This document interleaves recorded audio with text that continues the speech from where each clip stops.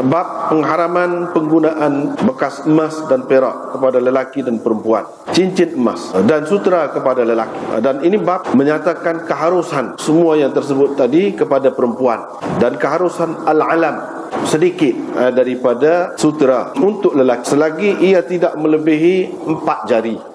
Dengan sanadnya Imam Muslim meriwayatkan daripada Muawiyah bin Suwaid ibni Muqarrin, katanya, saya telah masuk menemui Bara bin Azib. Saya mendengar dia berkata, Rasulullah SAW telah memerintah kami supaya melakukan 7 perkara dan melarang kami daripada melakukan 7 perkara juga. Beliau menyuruh kami menziarahi orang sakit dan mengikuti jenazah, yakni pergi ke kubur, dan mengucapkan yarhamukallah kepada orang bersin yang berkata alhamdulillah, menyempurnakan sumpah ataupun menyempurnakan sumpah seseorang yang bersumpah, menolong orang yang teraniaya, menyahut panggilan ataupun menerima jemputan orang yang menjemput kita, dan akhir sekali ialah mengumumkan, menyebar luaskan salam.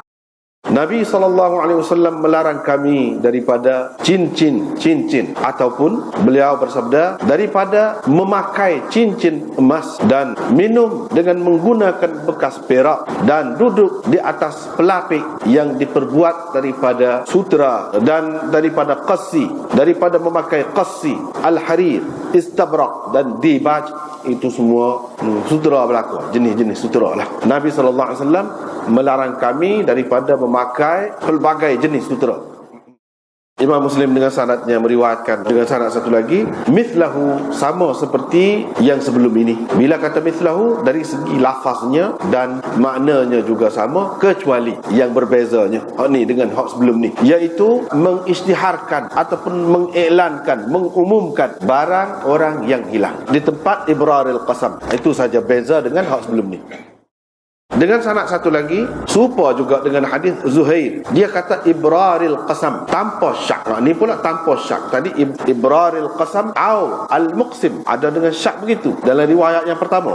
Tapi riwayat ni ada juga ibraril qasam, tapi tak ada au al-muqsim, itu tidak ada. Yakni riwayat ini tanpa syak. Dan dalam hadis ini perawinya menambahkan Nabi SAW melarang daripada minum di dalam bekas perak, kerana sesungguhnya orang yang minum menggunakan bekas perak itu di dunia tidak akan minum menggunakannya di akhirat nanti. Lepas tu serupa sanak banyak tu nak cerita sikit-sikit perbezaan. Semua mereka ni menyebutkan serupa dengan makna hadis, bukan lafaz hadis sebelum ni, makna hadis sebelum ni. Itu saja. Ia serupa. Kecuali dalam riwayat ni menyebar luaskan salam, ditukar menjawab salam. Dan Nabi SAW melarang kami daripada cincin emas ataupun lingkaran emas.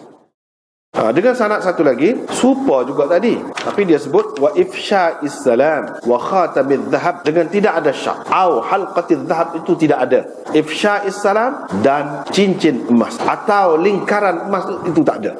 Artinya riwayat ini telah dikemukakan oleh perawi-perawinya tanpa syak tadi. Itu bezanya. Hak lain sama. Tajuk Imam Nawawi, pengharaman penggunaan bekas emas dan perak kepada lelaki dan perempuan, dan cincin emas, sutera kepada lelaki, dan keharusan memakainya untuk perempuan, dan keharusan ada secebis sutera pada pakaian lelaki tidak melebihi 4 jari. Boleh lagi kalau ada di bahagian ni sikit, bahagian ni sikit, bahagian ni sikit, tak apa kalau tidak lebih daripada 4 jari. Itu tajuk Imam Nawawi buat ni. Imam Muslim meriwayatkan daripada Suwaid bin Muqarrin, katanya aku masuk menemui Bara bin Azib. Aku mendengar beliau berkata, Rasulullah SAW memerintahkan kami melakukan 7 kali dan melarang kami daripada yakni melakukan 7 kali. Padahal banyak lagi hak lain, perintah ke larangan. Hak ni hak kalin ni, kalin ni hak dia sebut sekali, serentak sekali begitu, inilah 7 perkara dia suruh, 7 perkara dia larang. Dia suruh apa dia? Nombor 1 sekali. Ini pesanan Nabi SAW. Suruh melawat orang sakit. Bila kita buat ni, boleh pahala. Melawat orang sakit, banyaklah faedahnya. Ni tidak cara ke pakaian ni kalau nak kiranya. Secara langsung lah. Tapi tidak secara langsung ada juga. Bila pergi melawat orang sakit, boleh jadi pakaian dia tu tidak kena. Setengah-setengah penyakit tak boleh pakai agon ni misalnya. Dia pakai. Kita pergi ada faedah juga, kita boleh royak. Tak boleh pakai agon ni kalau sakit gatal lagu ni kau gatal misalnya. Kita boleh kata ada faedah melawat tu. Melawat orang sakit, boleh jadi dia tidak tahu. Kita sudah ada pengalaman dah, kita kena stroke dah juga misalnya. Kita kata makan ubat ni tak jadi, ubat ni jadi. Faedah kita boleh royak ke dia. Itu faedahnya. Faedah hak pergi ni. Sekurang-kurangnya simpati, ambil berat tentang dia. Dia berasa ada seseorang yang sayang kepada dia, ingat kepada dia, segar jiwa orang kata. Sakit pun tahan sikit. Setengah-setengah orang memang berasa benar, setengah-setengah orang tidak. Setengah-setengah orang tak boleh jumpa dengan orang ketika sakit tu. Tak usah sampai pergilah. Kalau kena tengok juga Nabi SAW dia kira hak biasa. Tapi tengok kita ni kena tengok keadaan. Ada juga orang memang kalau dia sakit tak boleh jumpa dengan. Kalau jumpa kau naik darah. Tak usah. Salah kita kalau kita pergi. Tak boleh kita kata dah menjunjung perintah Nabi kena pergi juga belah mana-mana. Dah tu. Tengok keadaan. Kalau perlu boleh. Kalau tak perlu bahkan semakin menambahkan sakit dia, tak usah. Sebab tu hak semoleknya kita kena tahu dulu lagu mana dia ni, barulah pergi. Sampai sekarang ni boleh tahu mudah, melalui telefon, melalui tanya khabar boleh. Jangan totok ikut hadis ni sebentar. Kalau Nabi kata suruh pergi ziarah orang sakit, pergi. Tak kira, tak tengok dah keadaan. Tidak gitu. Ikut orang mati, ikut jenazah. Hak nak pergi kubur tu kita ikut. Hak sembahyang jenazah tu suku. Hak tu memanglah fardu kifayah. Lepas pada tu nak pergi kubur tu kita turut dia pergi. Tu bukan turut saja. Turut juga hak tu penat nak pergi kita tolonglah kata. Itu maksudnya. Bukan suruh turut saja. Dah cuma meringankan beban orang lain. Cuba tengok. Kita tolong piku, sapak kubur, patut kita gali, kita kambuh. Jangan lock kat orang. Itu maksudnya. Hak tu yang jadi lebih tu. Sebab orang mati tu tak ada gapo dah. Bila dia mati tu kita turut pun tak ada gapo dah. Tapi setengah-setengah orang dia kata ngatik pula dah belah duduk berjalan tu bawa mayat tu. Tak ada tu benda tu. Bai pula dalam kubur gapo. Tak ada tu. Tak ada faedah lagu. Benda hak Nabi ajar lagu mana? Buat lagu tu. Ni dia suruh tu. Buat tu. Tapi ada juga dalam hadis dia kata jangan bawa api ketika pergi ikut jenazah tu. Tu kena faham malam. Kalau jangan bawa api, kalau gelak lagu mana? Tengah malam nak pergi gelak takkanlah. Hak maksud api tu dia ada kaitan tu dengan majusi dulu. Sebab majusi ni api tu Tuhan dia. Kalau ada hubungan tu tak boleh nampak membesarkan api. Tapi api tu api mungkin api khusus. Kalau api lampu ni tak ada telitah pun benda tu kita nak memuliakan api, kau nak membesarkan api tak ada. Untuk nak suluh jalan je kita ni. Tak apa. Hadis tu caranya tengok. Barulah betul. Seorang kata tak boleh nak pasal lampu kubur ke apa. Pasal Nabi tak boleh bawa lampu. Tidak lagu tu. Dah kalau lagu tu nak gali kubur lagu mana? Memang ada dalam hadis, tapi kita kena pakai biar sesuai, biar sesuai. Jawab kepada orang yang bersin yang kata alhamdulillah. Kita kata yarhamukallah. Jawapan kita kepada orang yang bersin yang kata lagu. Kalau bersin saja dia tak kata tak perlu. Sunnah ni baru ada apabila orang tu bersin dia kata alhamdulillah. Kalau dia tak kata tak perlu. Dia dulu, kena dia dulu. Supaya orang tak beri salam kita kata waalaikumsalam. Lagu mana? Dia tak beri salam lagi kita. Dia kena beri dia dulu. Assalamualaikum, barulah waalaikumsalam. Ini jawapan, sebagai jawapan kepada apa benda ni paklan ni orang tak jumpa lagi. Rahsia dia apa yang gitu. Tapi kalau kita ngaji hadis ni sekurang-kurangnya jumpa. Walaupun hakikat dia tu hak dalam tu tak jumpa juga. Tak apalah hak tu belah-belah lah. Dia akan jumpalah kalau buat kajian. Setakat sikit sebanyak setakat yang buat kajian ni, ulama buat kajian ni dia bagi angin hak keluar daripada tubuh kita ni saluran kurang-kurang, iaitu melalui kubul jalan depan, saluran depan, melalui dubur saluran belakang, melalui mulut dan hidung. Apa saluran utama? Kalau kita keluar angin kubul saluran depan, orang lelaki boleh dikatakan tak ada pas. Sebenarnya ada keluar. Orang perempuan lebih mudah. Terutama kalau dia ada sakit, alah ketua sikit, dia kau beras. Itu orang perempuan. Tubik kok saluran depan, angin. Orang lelaki tak. Jaranglah. Kalau nak perasan pun tak perasan. Tapi pada hakikatnya keluar juga. Hikmah Tuhan. Yang kedua keluar melalui dubur, alif belakang. Hak tu tak perlu kata alhamdulillah tu. Tak boleh salah kata alhamdulillah. Tak beradab. Bahasa apa? Busuk. Melalui najis. tak sesuai. Padahal hak tubik tu pun lega kalah tu perut tu.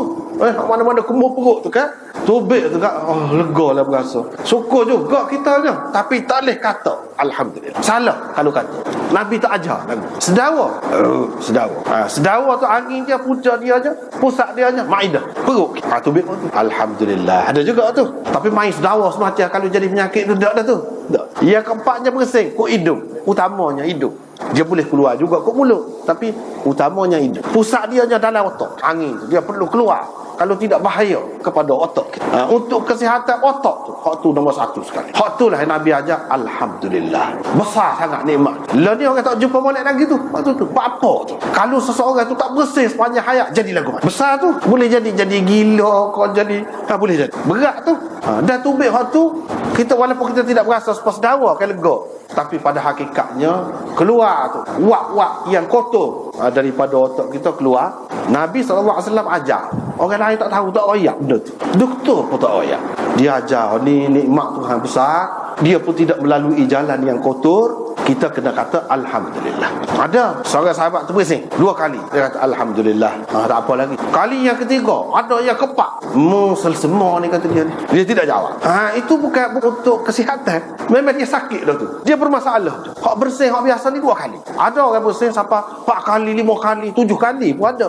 Tak sihat dah tu. Tak sihat. Mengikut setengah-setengah ulama, hak dia kena kata alhamdulillah ni cukup 2 kali. Itu tanda sihat. Kalau sudah 5 kali, tak dah tu. Tak ada dah. Tak perlu kata alhamdulillah. Itu kena berubah lah. Tanda tak segar dah tu. Serupa perempuan yang mari kotor tu lah. Mari kotor, mari istihadah. Istihadah tu tak segar tu. Mari haid, itu sihat. Kalau cara biasa. Bila istihadah, tanda lah tu. Tanda tak sihat. Itu isyarat kepada kita supaya kita pergi berubah lah. Dan tidak disuruh pula kita kata alhamdulillah sampai 7 kali. Setengah ulama kata tak, setiap bersih tu memang ada alhamdulillah. Sebab apa? Dia mengeluarkan kekotoran daripada otak kita, daripada dalam kepala kita. Maka munasabah kita bersyukur. Ada 2 pendapat lah situ. Hak bersih tu pula doa pula kita, yahdina wa yahdikumullah. Lepas tu alik ni nak jawab pula tak. Sekat tu je. Orang bersimpati dengan kita, kita balas yahdina wa yahdikumullah. Sama-sama lah, kita kata sama-sama. Hak Nabi ajar ni sama-sama doa. Ada faedah. Semoga Allah memberi petunjuk kepada kami dan kamu. Semoga Allah merahmati kamu. Doa minta dengan ni doa. Dia tidak saja doa.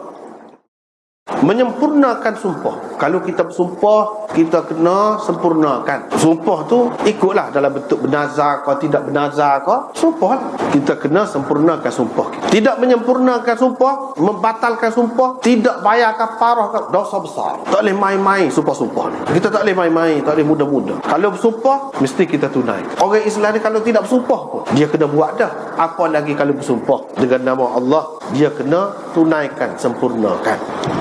Hak tu hak Nabi pesan. Ataupun menyempurnakan hajat orang yang bersumpah. Bukan kita sendiri bersumpah, orang lain bersumpah. Lagu mana? Dia kata kita minta lah kerana Allah, minta simpan rahsia. Minta simpan rahsia dia. Jangan royak siapa-siapa. Jangan dedah kerana Allah. Dia sebut nama Allah kita kena sempurnakan permintaan. Jangan buat main-main. Bila dia minta lagu tu dengan kita. Sebab apa? Dia menyebut nama Allah. Apa lagi kalau dia bersumpah demi Allah, kata dia, hak ni saya buat tapi janganlah royak kat orang. Misal kita kena sempurnakan sumpah dia tu dengan kita jaga. Tapi kalau dia salah, kita ada 2 tanggungjawab. Kita jadi saksi, orang tu bersumpah jangan royak, tapi makan hak orang lain. Kalau kita tidak jadi saksi di mahkamah, boleh jadi hak orang lain akan hilang. Kita jaga dia. Tak boleh lagu. Sebab apa? Kita kena jaga Allah. Allah suruh jaga hak orang semua. Ni kalau berkait dengan dia saja, tak ada kena mengena dengan orang. Tak ada kena mengena dengan orang. Dia kerana Allah minta lah dengan kita. Kita kena tunaikan. Ataupun dia minta apa-apa dengan kita kerana Allah minta, saya perlu sungguh. Kena bui. Jangan tak bui kalau siapa lagu tu. Tapi ini pun dia bergantung pada keadaan juga. Terutama dalam masyarakat kita setakat ni, insya-Allah secara umumnya, bukan semua, bukan tiap-tiap satu, secara umumnya boleh kita pakai. Tapi setengah-setengah tempat hak mudah orang bersumpah. Sumpah semacam lagu tu jenuh bui lah kita ke dia. Sumpah semacam ni mudah sumpah. Lagu tu dalam keadaan tu tidak. Tidak wajib. Hak wajib ni, hak kena jaga ni lagu saat ni. Terutama benda tu tidak mengurangkan hak sesiapa pun. Hak orang lain tidak mengganggu hak sesiapa. Hak dia saja. Lagu tu kalau dia minta, ya. Apa lagi kalau dia minta tu tidak kurang apa-apa pihak kita. Kadang kita menunaikan duk dia. Kurang apa dia je dia. Kalau tak royak kau orang, kurang apa? Tak ada kurang apa kita. Bahkan kalau dia minta dengan kita, mintalah jaga anak saya ni, saya nak mati. Saya tak ada siapa kerana Allah. Tu kena lebih daripada orang lain tu. Kalau boleh, kalau kita senang, jagalah. Itu hak seorang saudara kita yang sama-sama Islam. Adik-beradik kita, dia nak pergi dah, dia suruh kita jaga. Budak ni tahu apa, kecil lagi. Kalau kita berada orang senang, kita kena sempurnakan hajat dia tu. Sumpah. Kalau sungguh kita tengok sungguh. Gitu. Hak tu jadi kurang hak kita tu. Tapi kita boleh pilih kan? Kita boleh pilih. Kalau kita berada, moleklah kita sempurna. Kalau kita tak boleh, ada saya baik dengan kita rayak ke dia. Saya ni siapa dia bersumpah-sumpah gini, tapi saya tidak mampu untuk memenuhi permintaan dia tu walaupun dia bersumpah. Kalau saya berada, saya sempurnakan hajat dia tu. Tapi kalau kamu nak sempurna, boleh. Kita cari orang lain kalau boleh. Orang tu dapat pahala besar juga. Nak bagi pahala yang kita hidup dalam dunia ni. Nak mati pula. Orang hak tak ada apa-apa, tiba-tiba orang bui lagu tu, jangan berasa beban. Itu peluang yang Allah SWT bagi kepada dia untuk dapat pahala akhirat esok. Itu peluang. Jangan kita kata, menyusah aku, mari royak aku, letak atas belakang aku pula. Jangan lagu tu. Kita tak mampu duduk dia, sudahlah. Ini hajat saudara kita. Allah SWT akan menunaikan hajat kita bila kita menunaikan hajat saudara kita. Itu dalam hadis. Sesiapa yang menyempurnakan hajat saudaranya, Allah akan menyempurnakan hajat dia di akhirat esok. Di akhirat esok banyak benalah hajat kitanya. Terusnya, menolong, membela orang yang dizalimi. Besar juga tu. Besar tu. Luah. Orang yang kena buat nyaya, kita kena tolong. Dalam apa bentuk? Dalam kemampuan masing-masing. Terutama kalau peguat. Bagilah. Dia tahu orang ni memang nyaya. Jangan kira pitih semata-mata. Jangan. Memang nyaya. Tahu dah jelas. Maka dia kena bela. Kewajipan kena bela. Bahkan tak boleh nak bayar. Dia kena bela. Terutama kalau berkait dengan agama. Teranyaya tu dari segi agama. Hal lain-lain pun lagu tu juga. Membela orang yang teranyaya. Ahli politik pun boleh. Tak ada kerja menganggur saja. Bila menganggur jadi macam-macam. Kita mikir lagu mana nak beri peluang kerja. Tolonglah tu. Luah maknanya. Kita ada kemampuan gah dia. Orang jahil. Tolong. Kejahilan dalam penganiayaan itu sebenarnya. Nyaya tu banyak perkara kita tak tahu. Nyaya dunia akhirat akan agama. Tolongnya lagu mana? Mengajar. Tolonglah tu. Masing-masing bidang. Tolong orang yang teraniaya. Orang kafir. Inna syirka la zulmun azim. Syirik itu adalah satu kezaliman yang besar. Syirik, kafir itu sendiri. Zalim tu. Walaupun dia tidak bunuh orang, dia tidak ambil harta orang, kafir itu sendiri. Kezaliman itu. Dia anyaya ke diri sendiri. Saya masuk neraka. Nyaya. Kita pergi dakwah dia. Ajak dia masuk Islam. Tolonglah tu. Maksud sini ni luas. Sebab Nabi ni kecek di Nabi. Bila dia kecek, umat dia ni macam-macam. Bukan satu golongan saja. Bukan satu macam penganiayaan yang dihadapi oleh umat dia. Macam-macam. Dan orang yang boleh tolong tu pula macam-macam latar belakang. Dia tujukan kepada semua. Dan menyahut orang yang menjemput kita, orang yang panggil kita, kita terima. Jangan tolak. Terutamanya ulama-ulama katakan kenduri kahwin, ajak kita. Tak boleh makan pun tak apa, pergilah. Darah tinggi ke apa tu tak apalah, kita royak lah ke dia. Tak boleh makan daging ke apa, pergi. Itu tanda persaudaraan. Dia panggil kita jangan tak pergi. Kalau tak pergi ada sebab, tak apalah, royaklah.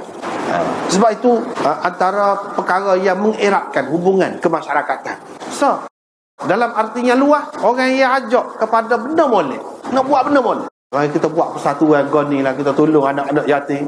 Dia ajak nak buat benda molek. Kita kena sahut. Jangan tak sahut. Kalau kita tak boleh terlibat secara langsung, kena sokong. Itu makna ijabatid da'i, sokong. Jangan tak sokong orang yang ajak kepada benda baik. Itu maksud dia yang lebih luas. Menyebar luaskan salam sejahtera. Bukan beri salam saja, Assalamualaikum saja. Memang hak tu pun salah satu. Hak tu lah hak asasnya. Sebar luaskan salam. Tanda kita orang Islam ni nakkan kedamaian, keamanan, keharmonian, keselamatan. Bila kita kata beri salam Assalamualaikum, seseolahnya kita kata mu tak serusi dengan aku. Tak serusi. Aku tak akan buat benda tak molek kepada kamu. Ni jaminan. Aku sebut nama Allah As-Salam. As-Salam. Allah yang memberi segala sejahtera, punca segala kesejahteraan. Aku sebut nama dia kepada kamu. Jaminan tu. Hak naknya lagu mana? Kata lagu tu asal dia. Jaminan keselamatan kepada orang depan kita. Dia pun rasa lega. Jaminan keselamatan. Harta benda, anak bini, nyawa. Kita tak tergugat bila orang kata kepada kita. Itu hak nak. Hak nak dalam bentuk yang lebih luas lagi, bukan sekadar kata Assalamualaikum tu saja. Apa makna assalam? Kalau kita duk buat kacau, naknya amal. Kan amal kan tenang kalau lagu tu. Hak tu lah hak kita nak. Hak kita duk harap, hak kita duk sebut, duk doa semua nak gap, nak amal. Kenalah cari sebab-sebab yang membawa kepada keamanan, kepada kesejahteraan. Jangan duduk cari sebab-sebab yang menimbulkan kekacauan, perbalahan pula. Bila kita kata begitu, seseorangnya kita berjanji dengan Tuhan kita nak boleh, nak aman, nak damai, nak sejahtera, tak saya kacau, tak saya. Kita tak saya kacau orang kacau kita pun tak saya juga. Kena umumkan keselamatan dalam arti yang seluas-luas.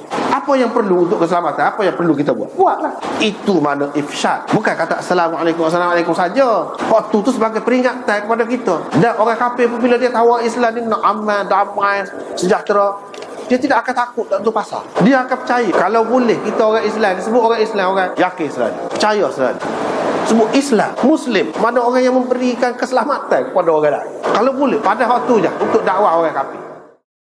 Dan dia larang kami daripada cincin-cincin ataupun syak perawi, melarang kami daripada memakai cincin emas. Kami itu maksudnya lelaki, bukan perempuan. Kalau perempuan tak apa.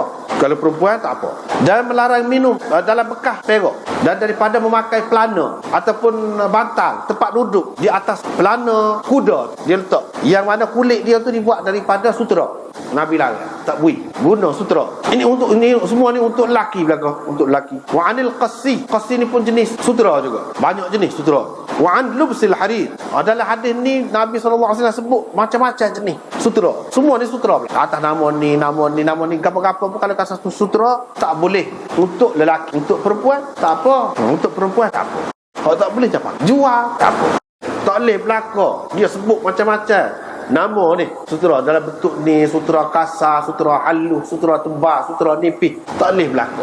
Dalam bentuk pelana ke dalam bentuk apa pun tak boleh kalau untuk lelaki. Ini kelebihan orang perempuan pula di sini. Kelebihan orang perempuan, kemudahan untuk dia pula. Dan hadis yang kedua, sanad yang kedua tu lebih kuat. Cuma di tempat ibraril qasam ataupun ibraril muqsim ditukarkan dengan insyadid dhal. Itu bezanya. Nabi SAW pesan suruh isytiharkan. Barang orang yang hilang kita jumpa, suruh isytihar, buat pengumuman tentang barang hilang. Jangan ambil buat senyap, tak boleh.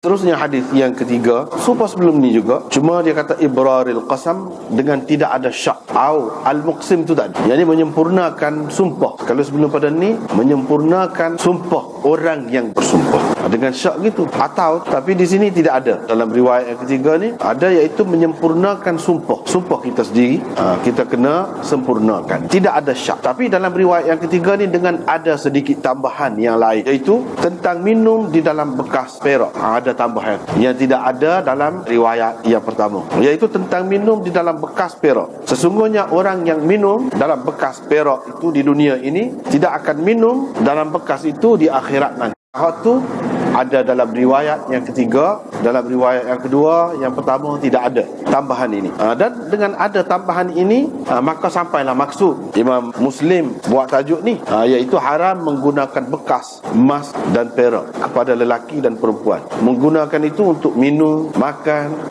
perhiasan tempat duduk, misalnya kerusi ke ataupun katil ke. Kalau perhiasan untuk dipakai, cincin itu tak apa, cincin tu ni minum. Kalau lelaki cincin perak tak apa, buat minum gelas daripada perak, hak tu hak tak boleh. Ataupun katil tu katil perak, hak tu tak boleh. Lelaki kau perempuan kau sama saja. Sebab dalam hadis ni disebutkan siapa-siapa yang minum dalam bekas perak, dia tidak akan minum di akhirat dalam bekas itu. Ini sebagai hukuman dan pembalasan kepada dia. Serupa dengan arak. Orang yang minum arak, dalam hadis ada sebut, minum arak dalam dunia ni saya rasa Tuhan tak boleh minum arak di dalam syurga. Artinya dalam syurga tu ada arak, ada bekas perak dan sebagainya, ada belakang. Tetapi bekas-bekas itu tidak akan dapat diguna oleh orang ni walaupun dia masuk dalam syurga. Arak tidak akan boleh minum walaupun dia masuk syurga. Sebab setengah ulama kata dia tidak masuk syurga, sebab tu dia tak boleh minum. Sebab kalau dalam syurga ni gapo dia hak tak bolehnya, gapo dia yang terhalal. Kalau terhalal tidak sempurna pula, kalau terhalal terhad pula. Sedangkan dalam syurga tu tidak ada terhad. Kata mereka ni, ulama ni, dia kata pun dia tak masuk syurga. Maksud kata dia tidak akan minum dalam bekas perak di akhirat nanti, tidak akan masuk syurga. Sebab apa? Nak minum dalam bekas tu sebagai suatu keistimewaan hanya ada dalam syurga, bukan dalam neraka, bukan di padang mahsyar, bukan di dalam kubur, tak ada tu. Di akhirat tu maksudnya di dalam syurga. Bila tidak minum dalam bekas tu, di akhirat nanti maksud dia di sebalik tu, itu bahasa kinayah, bahasa sindiran. Itu adalah sindiran kepada dia tidak akan masuk syurga. Lepas tu ulama-ulama lain tidak setuju dengan pendapat tadi. Dia kata apa tak masuk syurga? Masuk syurga ni kalau Islam masuk syurga lah. Apakah kalau seseorang tu minum dalam bekas perak dalam dunia ni sampai dia jadi kafir, sampai tak masuk syurga tu, adakah sampai berkat tu? Maka ulama golongan yang pertama tadi dia kata boleh jadi kafir. Kalau dia mengatakan halal, hak Nabi kata haram, dia kata halal, jadi kafir. Mengharamkan yang halal, menghalalkan yang haram, itu tidak ada hak umat. Sesiapa yang buat lagu tu jadi rosak akidah. Oleh kerana dia sudah rosak akidah, tidak Islam dah, itulah sebab tak masuk syurga. Dia kata. Hak ni pula kata tidak semesti semua orang yang minum dalam bekas perak ataupun emas ataupun orang yang minum arak dan lain-lain kesalahan tu, tidak semestinya dia mengatakan halal. Boleh jadi dia tetap menganggap benda ni haram mengikut agama dia. Kita orang Islam kata haram lah, tapi sajalah langgar gitu jelah. Deraka, tidak patuh kepada ajaran Nabi SAW. Tapi bukan makna bantah, bukan makna tukar hukum dia tu, tidak. Adakah orang lagu ni jadi kafir? Pula minum arak tidak dengan menganggap arak itu halal, tapi saja minumlah kerana kebodohan ke, kerana kedegilan ke, tidak patuh kepada agama, gitu saja. Supaya orang tak semaya. Dia bukan mengatakan semaya tu tidak wajib, tapi dia tidak semaya. Malah banyaklah sebab tu. Adakah jadi kafir? Kalau tidak jadi kafir, apa dia tak boleh minum dalam syurga? Kalau dia tak boleh minum, bermakna terbataslah. Kehendak dia nak tak boleh. Adakah dalam syurga ni gitu? Maka ulama kata tidak akan minum ni, dia kata gini, dalam syurga tu ada emas perak, dan orang-orang yang tidak minum dalam bekas tu dalam dunia kerana patuh kepada agama, dia akan dapat minum dalam bekas tu. Tetapi orang-orang yang melanggar perintah tu semasa di dunia, dia tidak akan dapat minum dalam syurga nanti, dengan arti tak ada lah benda tu, dia tidak berasa kurang apa tidak, cuma dia tidak akan dapat. Tuhan akan buat dia tu tidak berasa tak dapat kelebihan dia. Supaya ginilah kita kata orang yang dalam dunia ni, kebanyakan orang makan buah kan, sedap buah. Tapi ada juga orang yang tidak makan buah durian lah. Tapi ada juga orang yang tidak makan buah durian. Dia akan jadi lagu tu lah orang ahli masuk syurga saat ni pun. Jadi tak sih. Padahal itu satu kelebihan, kerugian lah kepada dia yang tidak makan buah durian dan sebagainya, kerugian. Tapi dia tidak berasa apa-apa. Bukan dia berasa dia nak tapi tak dapat. Bukan, tidak lagu tu. Tidak akan berasa begitu. Tapi pada hakikatnya kita katakan orang itu telah kerugian. Lagu tu masuk syurga. Tapi orang lain dia tak sih, tak terliur kepada. Ini beberapa hadis ni sebab dia serupa je. Cuma dia cara Muslim ni, kalau ada beza sikit, ni dengan syak, ni tak ada syak pun dia mari sanad yang cukup, sanad yang lengkap.